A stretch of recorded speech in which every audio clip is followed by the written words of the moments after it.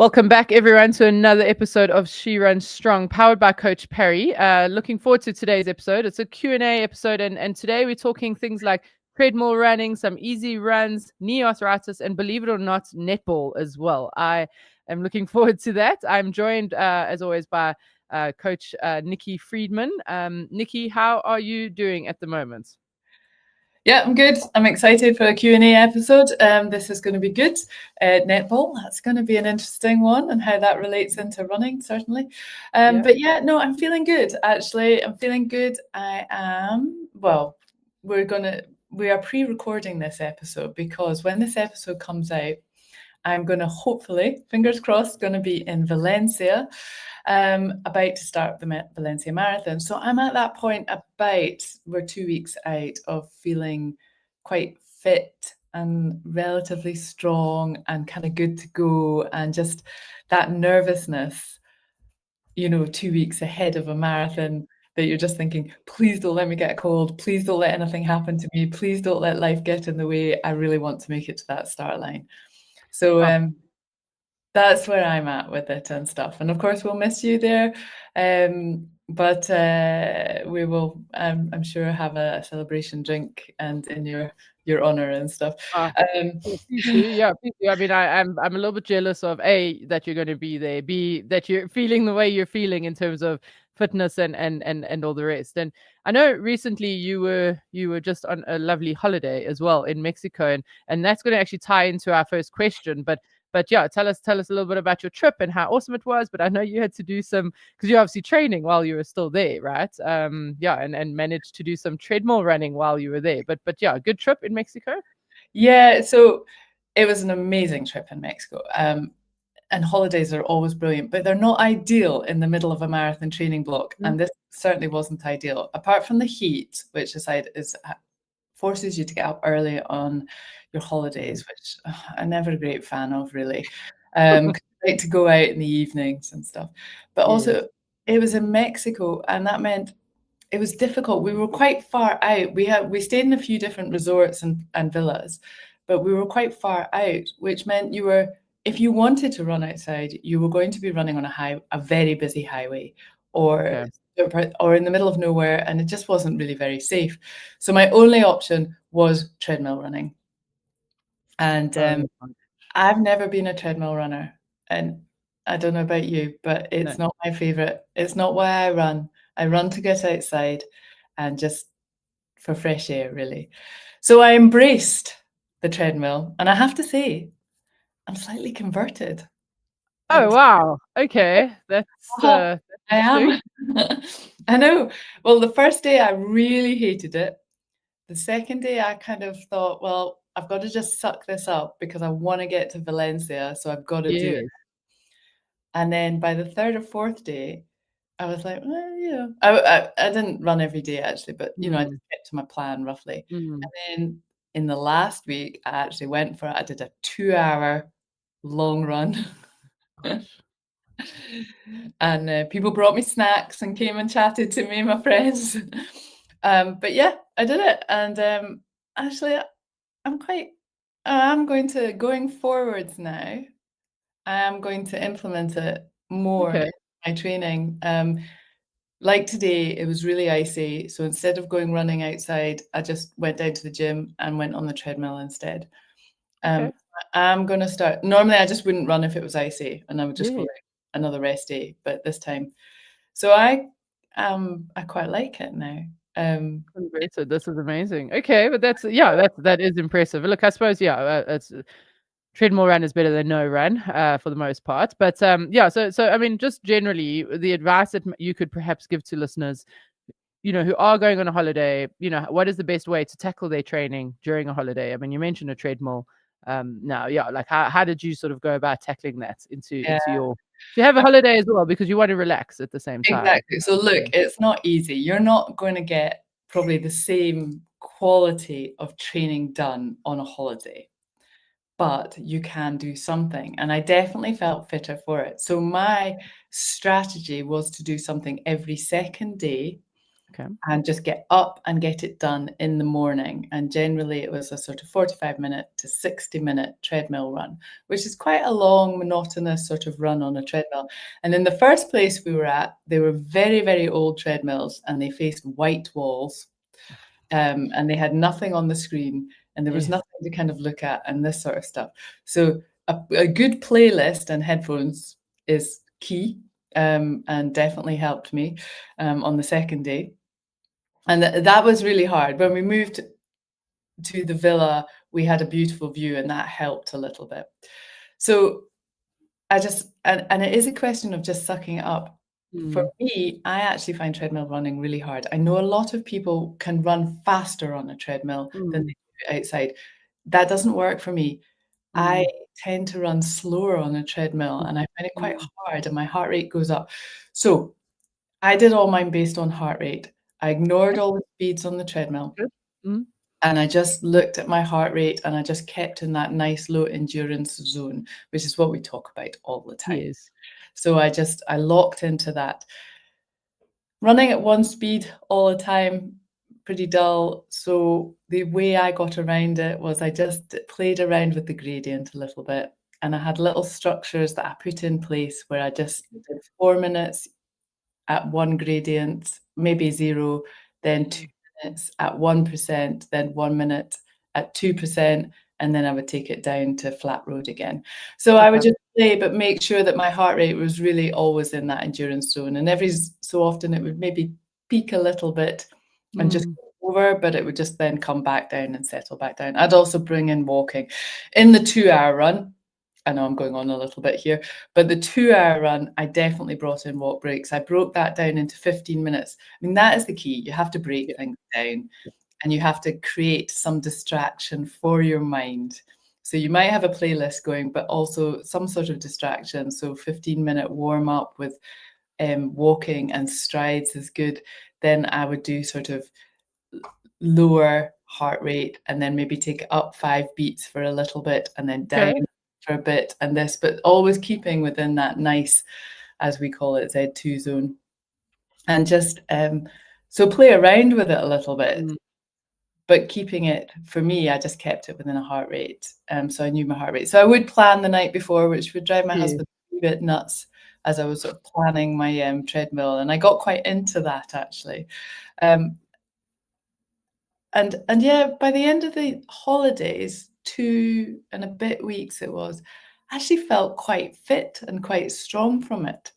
I don't know how that's going to translate. It's very difficult because, you can't do a 5K time trial in the same way that you can outside, or it's quite difficult to test yourself. So I'm going to see how it translates, and of course, hopefully tell you over the weekend. But yeah, it's just, I mean, I don't know. Have you used a treadmill? I mean, that's the first time I've ever done a solid block of treadmill training.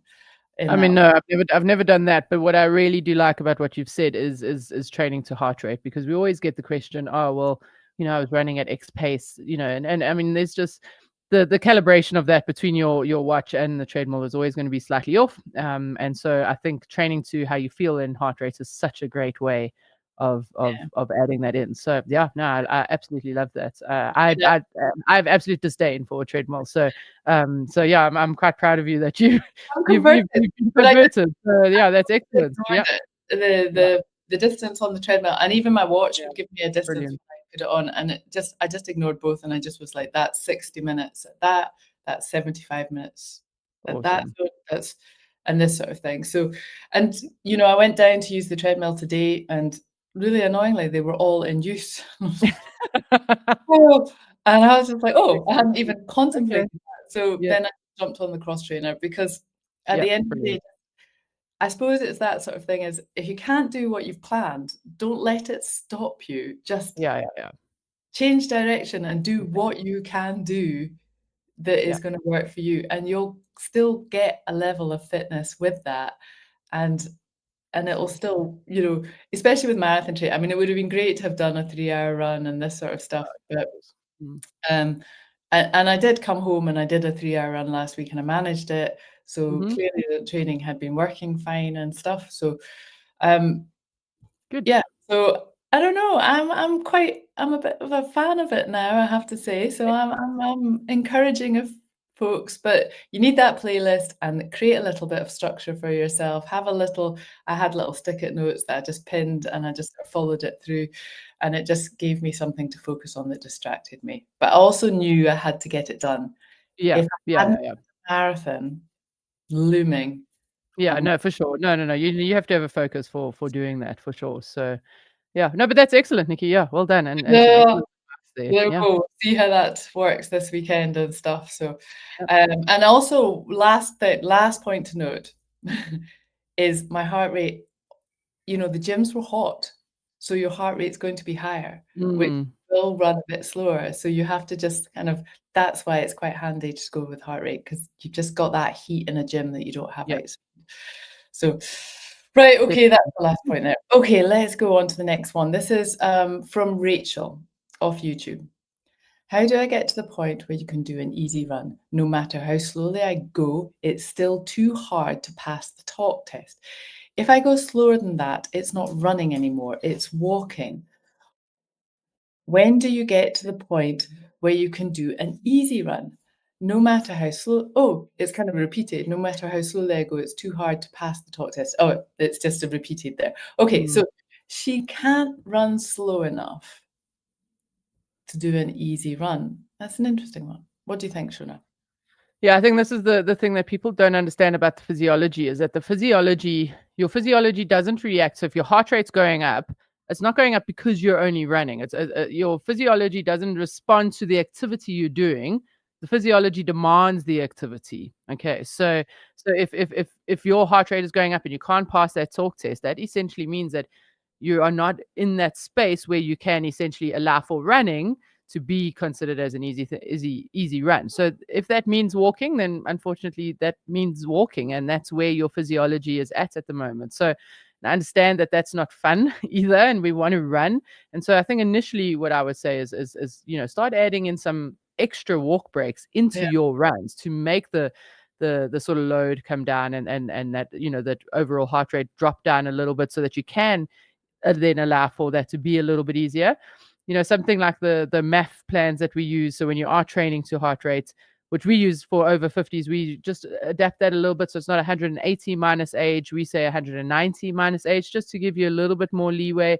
They are extremely frustrating plans. I hate doing them. I absolutely hate doing them, but they are so effective because they just allow you that as you're just getting past that kind of uh, line. I don't want to say threshold. I just want to say line. Then it just forces you to walk. And yeah, and unfortunately, that is what the physiology is demanding at the time. And you will get better yeah, over time if you continue and you just stick at that.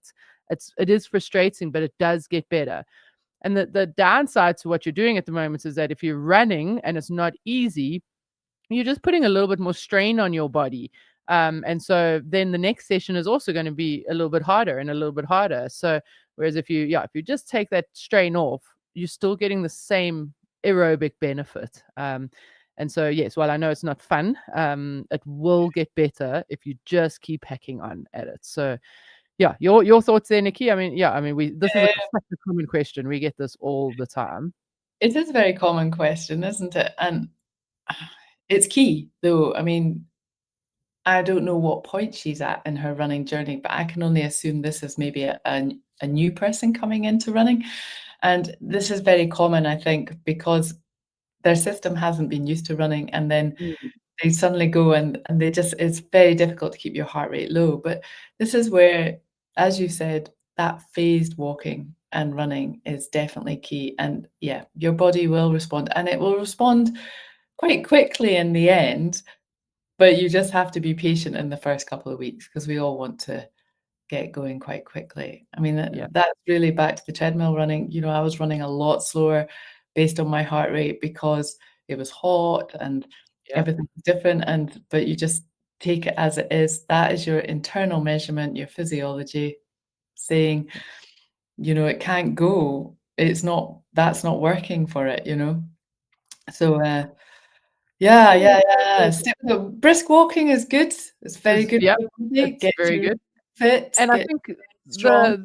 the other thing that people need to realize, I think what people think that they need to be busting along Mm. for something to be working. And I think the minute you change your mindset to realize that you don't have to feel exhausted after these runs. In actual fact, you shouldn't. Yeah. Once you change that mindset, it makes such a difference as well. Because then you go, okay, I was out for an hour and I don't feel shattered. I feel Yeah. good. It allows you to do your next session, and that's really, really important. So yeah. Yeah, I think Yeah. those two things are key to helping you change the way you feel about these runs. Yeah, too many A-types folks. I mean, it's the same when you're coming back from being ill and I bet it's not easy when you run nowadays at the No, moment. it's very frustrating. That's why I can, sympathize here with Rachel because it is frustrating and but the same thing. I mean, whether you are a brand new runner or you're a runner who's coming back from illness or injury or just some time off, yeah, it's frustrating. And my easy run paces are way slower than what they were before I was sick.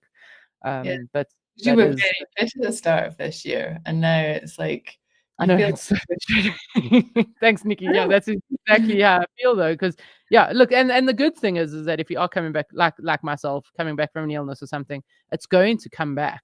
It's going to Mm. come back quicker than you had to build it up at the beginning of the year, So I keep reminding myself that as well. So I think Rachel, that's the thing is that just keep trucking on at it, but keep trucking on at it with the right principles and the right things in mind.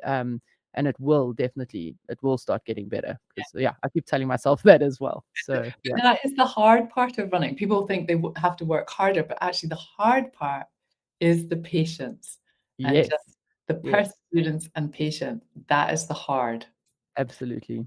Absolutely. Yeah. So that's such a great way of putting it, Nikki. I love that. So yeah, Rachel, keep tracking on. Let us know how it goes, please. I would love to hear back from you and how you are doing. And so another question that came off YouTube is from the handle is Lorna Larson 5344. So Lorna saying, I'm a 65-year-old short triathlete, and my plan has been 3 days of bike, 2 of run, and 2 of swim. My first race is in February. Should I be running more? I've been doing tri for 5 years, but would like to be a bit faster on this year on the run. Your thoughts? Nikki, I know you've coached a lot of triathlon and you've done triathlons. I have as well. But yeah, what are your thoughts here? So 65-year-old triathlete, 3 bikes, 2 runs, and 2 swims. Should she be adding in another run? If you want to recover from sessions faster, not feel tired all the time, run pain and injury free, and improve your endurance, then be sure to join me in my upcoming training specifically for female runners over the age of 45. In it, I'll share with you my simple 5-step framework that'll transform your running. Simply scan the QR code on screen now or click on the link in the description to save your seats in the training now. We look forward to seeing you there. Well, I assume by short triathlete, she's meaning a short distance triathlete and not a short Not in stature, yeah. So short distance, so it's fast and flat and fast and furious was what we're talking about. So that's a kind of standard plan she has there. Often we have 3 days of bike, often 3 days of run or 2 runs. So I'm not sure why she's gone down to 2 runs and 2 swims. And we need to know a little bit about her strongest and weakest disciplines. And that's often how we need to work these things out. The bike is often the safest discipline in terms of training as a triathlete. You don't tend to get injured as much on a bike, and you can build a lot of fitness and it translates to running. So that's why often the bike takes a large part of triathlete training. Plus, it's also a large part of the triathlon, generally, relatively speaking. If you're confident at swimming, you don't gain much in swimming as long as your technique is fine and you're working on that 1 to 2 swims a week. Arguably, if you're a good swimmer, you probably just do 1 swim a week. But if you're not so good and you just enjoy swimming, then 2 swims a week is great. So she's got 3 days of bike and 2 of run. So it's quite interesting to see where she's at. I mean, she's 65, so you've got to factor in quite a high level of recovery. If she was, you could play around with that, I think, certainly. And we don't know where her strength training is in this and just how powerful she is and if she's doing strength training. The strength training is definitely going to help with the running if she's on top of that. So let's assume that she is strength training.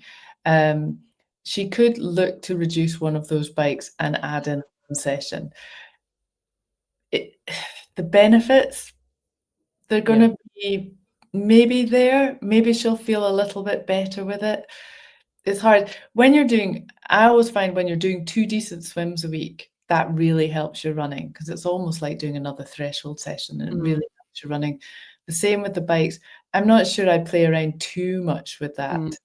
And what you could do is do it alternating weeks where you add in Oh, yes. runs 1 week and then 3 bikes the other week, and therefore Yes. getting in a little bit more running at that sort of stage, and maybe that run is a quality run of some sort of session, and Okay. just target sort of 5Ks and see if you can get that 5Ks faster. The key is you're never gonna run that faster run off a bike if your bike isn't good, though. So you need that bike strength and endurance to be able to run well off it. You need the strength, of course, to be able to hold yourself up, and you need a good swim. So it's a whole rounded package. I feel like I'm giving a bit of a depends answer on this, but this is a bit unique to where she is and her strengths and No weaknesses. strength. Yeah. So Yeah, yeah. I like your idea of alternating the, the extra bike or the extra run in those. I would also suggest that if she does take away a bike and add in a run, is to really just watch how she's feeling. And if she's not recovering, I think you're right. She'll definitely benefit more from keeping the extra bike than the run, because Yeah. otherwise she's just going to keep digging herself lower and lower. So yeah, really it would depend on how she responds to reducing a bike and increasing a run. And you mentioned strength, and if she is doing strength work, yes, that's definitely the way forward. But if you're not doing strength work, my advice would be to add in a strength session, and that's going to make a massive difference. Yeah, all round to that. So yeah, so I definitely think that look, it's a complicated one. Triathlons definitely are complicated because there's so much to consider. But I think watch how you feel, Lorna, and if you feel like you're not recovering, then yeah, go back to the 3 bikes, because the bike's obviously non-weight bearing, and so you're still going to be getting an aerobic benefit. But if you're not recovering by adding in another run, yeah, then we're playing with fire a little bit there. So Yeah. yeah. And also if you've been training consistently, that's going to keep giving you benefits as well. Take a wee look at your kind of not your 1%ers, but just your sleep, how you're fueling as well, along with your strength training, and just make sure those are all honed in nicely too, because triathlon training is a whole package. And so you just need to be strong. You need to be a good all-rounder. So if you focus on your run too much, everything else can struggle a little bit. So you might get a faster 5K over time, but you might not get a faster 5K in the triathlon if you're swim and bike. Yeah, On that, good. isn't it? And good luck Good. with it. Yeah. Let Yes. us know as well how that goes. If you say your race is in Feb, please let us know next year how that goes and what you landed up doing. Yeah. Yeah, cool. All right. Okay. Now we've got someone from the Coach Parry Forum. Okay. So Jane from the Coach Parry Forum. She hasn't said where she's from. She's from the UK, if I'm not Is she mistaken. the UK? Okay. Okay. Hi. I've been unable to complete any training runs for approximately 8 weeks due to severe knee pain. My physio initially thought it was an IT band issue, but prescribed exercises haven't helped much. My doctor sent me for an X-ray last week, and it showed early signs of degenerative osteoarthritis. I have 2 half marathons as part of a series next year in March. Can you advise whether I can still take part and how, or the best way to do that? Shona. Yeah, Jane, I mean, it's a tough one. And I mean, I never like to go against doctors' advice, firstly. So let me say this, and I'm not sure what your doctors actually specified yet. It seems that they've just said there are early signs of degenerative osteoarthritis. But I think the key thing with any kind of osteoarthritis or osteopenia is that, and I know Jane does do strength work, okay, so that is really, really key, is that the strength work becomes absolutely, like, it's a non-negotiable anyways. It becomes even more of a non-negotiable if you do have signs of osteopenia or osteoarthritis. So I know Jane does, she's religious with her strength work, and so that is good, and I would say let's keep at that. From a running perspective, if I remember, Jane runs 4 or 5 times a week. She's generally quite a fast runner, so I would definitely reduce that down. So reducing the running days and adding in a cross training day as a substitute for one of those running days, so that we're just taking that load off the knee a little bit. And definitely one of my other rules when it comes to this is no back-to-back running days. So let's say you used to normally run on a Saturday and a Sunday. I would swap that Saturday out for a bike or a swim. So you're still getting the aerobic benefits, but yeah, just taking that load off the knee a little bit.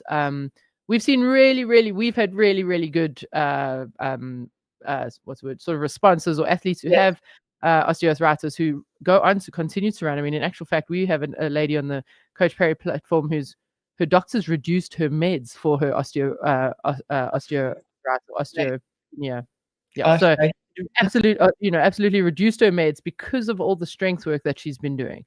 And so, I'm not saying that this is always reversible. It's definitely manageable, and you definitely can still run, obviously, depending on the severity of the osteoarthritis. But we just have to play around with the training, with how much we load you, and how much mileage and volume you take on, and how much intensity as well. We can do a lot of the intensity work on a bike rather than on the road, which could also help. And then last point on that from me is just really much like with Lorna, is monitoring how you're feeling. So if you are sore, then don't go out and run. Push that run to the next day and rather swap it out with a cross training session or something. So just managing your symptoms and managing yourself symptomatically to then help you to get through that training. So yeah, from my perspective, yes, it's still possible. I know some doctors don't like that, but the research is just out there that strength training is just it helps. It makes such a massive difference for osteoarthritis. I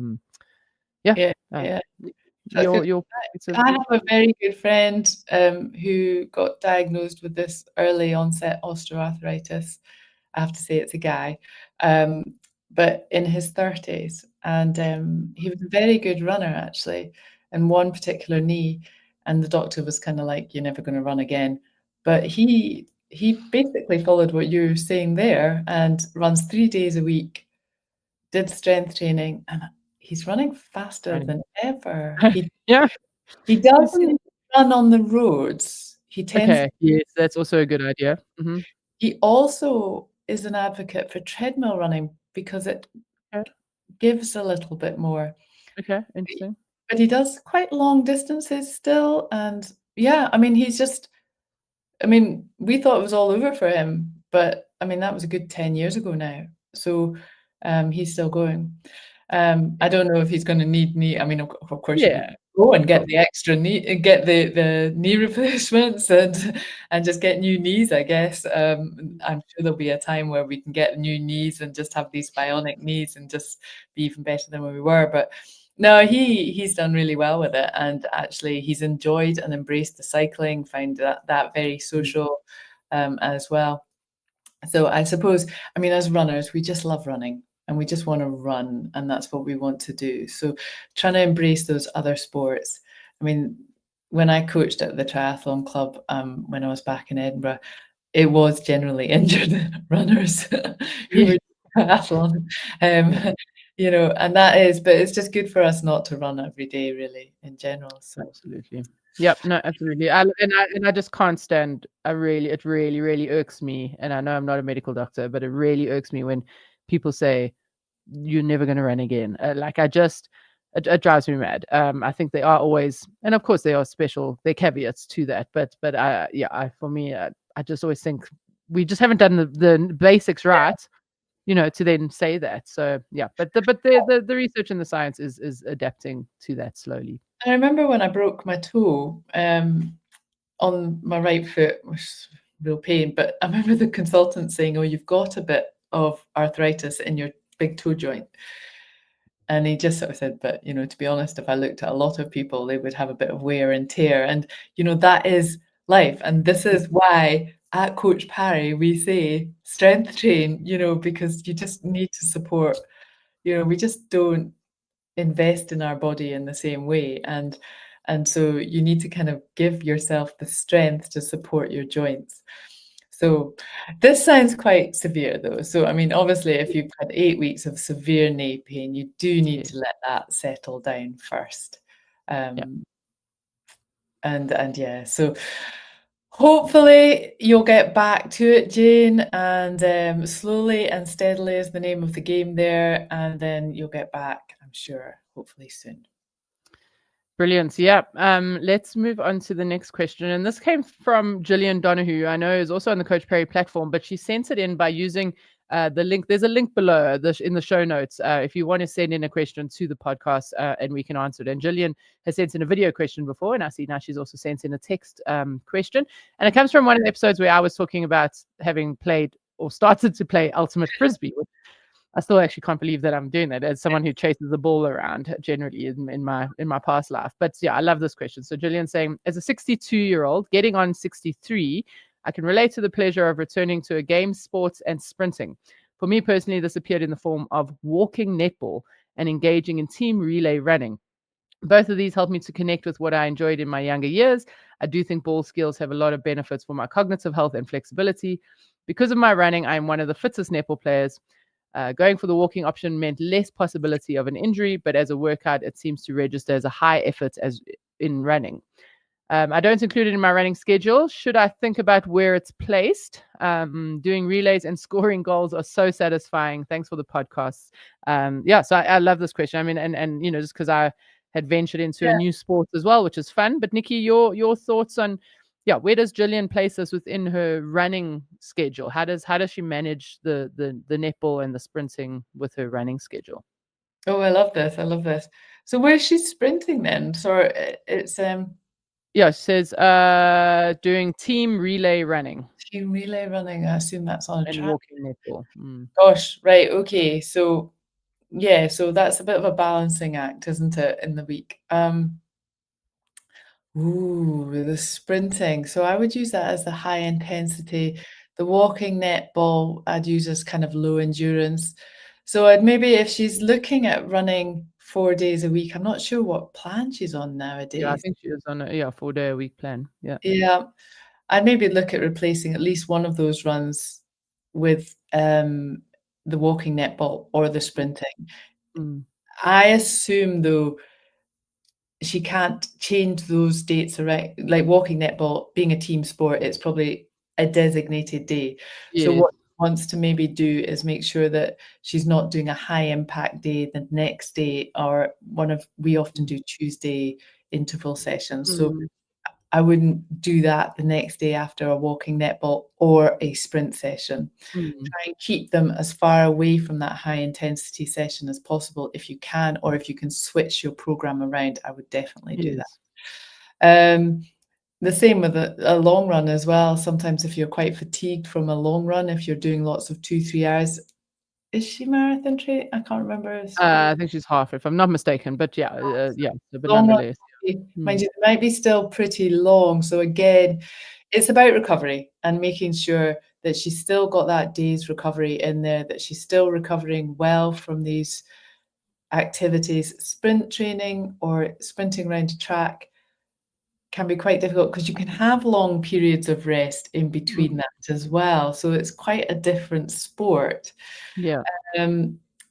So, oh my goodness, I'm getting in a pickle here. Shona, where would you put it in the sort of? Yeah, I think you're spot on. I think I would substitute whatever high intensity or interval session that is in her plan with one of these, and I would avoid putting the long run near to this session. So let's say that they have netball or sprinting on a Wednesday. It's okay for her to then do her long run on a Saturday or Sunday. But if they do the netball or sprinting on a Friday, I would then look to move that long run in and around. So I think it would just depend when that team sports or the team relay stuff is. But no, I think you're spot on to substitute that with the high intensity interval session in your running plan. So, and Nikki, you said it there. I think that it comes down to it's about your recovery. So if you're not recovering enough, if you're not feeling, then something needs to give. And so really just consider that. The chances are in walking netball, if she is ahead of all the other folks who are playing, then it's probably really quite a lot lighter work for her. Yes. But she says it registers as. Yeah, I think that's just because it's intermittent. So it probably just registers as like a, how Garmin will register that as an anaerobic session, because it's intermittent. She's probably walking, stopping, walking, stopping. So, but It must be quite difficult not to break into a run to go to I the know ball. I would struggle with that as well, Yeah. but yeah, and so maybe that's the other point to consider is that in weeks of high mileage, let's say you are training for a particular race, in weeks of high mileage, I'd forego the sprints and the netball, just to again manage the load.